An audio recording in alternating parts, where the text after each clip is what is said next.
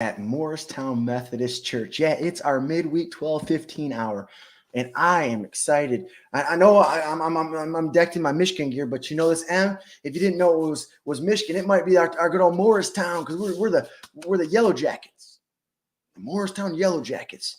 But hey, we're going to continue talking through our 365 essential questions from the Bible. So it's exciting. But as we gather today, we think about what's the church up to? Well, each week, if you're in the community, Shelby Seniors meets here at 11 to 2, and they meet in our fellowship hall, and they have some food, and they fellowship, and then they do an activity, a community activity like bowling, mystery, skit things, bingo styles, and painting or putting together little flowers and or a little vegetable little sets or whatever. They have fun. That's what I say. I mean, I go down there, eat food, and they're great. It's fun. And then the life of the church, we're really praying about what God has in store for us and what God is going to do in the life of the church. So I know one thing that the church is really doing is they're supporting or stepping alongside to help support an opportunity for myself and another pastor, my brother Richard. We both are going to be heading to Ghana the first week, 2 weeks in July. And so the church is helping. So there's some beads and some chocolate here at church. The beads are 20, the chocolate's 10. So you can get those, you can connect, and if we've got them available, we can try to get them to you. Obviously, chocolate might melt, so if you're local, you want some chocolate, come here. $10 for the chocolate, and 20 for the bracelet. But again, we can connect with you, and we'd love to see you here at 10:30 a.m. every Sunday, here in person or even online. We would love to connect with you and be a part again in the life of the church. And even if you think about, what want to be a part of us, we'd love you to come and check us out. Just give us a shot. Say, hey, yeah, I'll check out that little church there in Morristown on South Washington Street. Yeah, I'll check that little church out. So, hey, love to see you, your friends, your neighbors, your loved ones, maybe even the stranger you don't even know to come connect. 365 essential questions from the Bible. Haven't you had enough? Jeremiah 44:7 out of the NIV says, why bring such great disaster on yourselves by cutting off from Judea the men and women, the children and the infants, and so leave yourselves without a remnant? So despite being warned for years to repent, the Jews had stubbornly persisted in idolatry.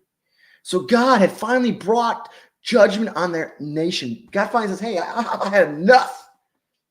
The Babylonians had besieged and conquered Jerusalem, and now a handful shell-shocked Jews survivors fled south to Egypt. Considering the extraordinary calamity they just suffered, you think they have been convinced of evils of idol worship. You think that they get something.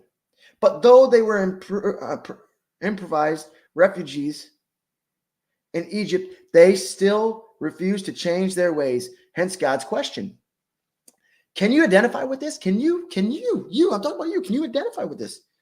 It may be painful to admit, but probably at some point in your life, you have failed to learn a much needed lesson. I've been there. I'll be honest. I've been there. There's lessons I need to learn. Even after God knocked you flat on your face, after God says, wham, I'm going to tell you, are you paying attention? Are you listening? In the mud to get you to stop. Like he's pushing that mud. He's going to knock you down and get you stuck. God's question to you, as it was to the Jews of Jeremiah's time, is, haven't you had enough? Haven't you had enough? You're bringing yourself to the brink of utter ruin. You're bringing yourself to most utter ruin. God often complained that the Jews were unreasonable, abstaining, saying, I know how stubborn and abstinent you are. Your necks are as unbending as iron. Your necks are as unbending as iron. Your heads are as hard as bronze. That's out of Isaiah 48:4. Some people actually try to take pride in being stubborn. They tried it, or they'd like to take pride in being stubborn. But there's a high price tag for pigheadedness, as they say it here. Don't lose everything by failing to repent. Don't resist God. I mean, haven't you heard enough? Like, should you? That's maybe that's the day. Maybe you take some time in your own devotion and your own moments and say, man, I'm done. Haven't I had enough? Well, come back. Come back. I'd love to connect with you here at Morristown Methodist Church. Again, 10:30 on Sunday mornings, we worship together. I should say before that, at 9:30, we have coffee. If you like coffee, oh, and we got some donuts. So if you like coffee and you like donuts, come. And then stay for service. But again, we'd love to see you, friends, your neighbor, your loved ones. And hey, may this Wednesday be a blessed day, and we'll connect soon. God bless you.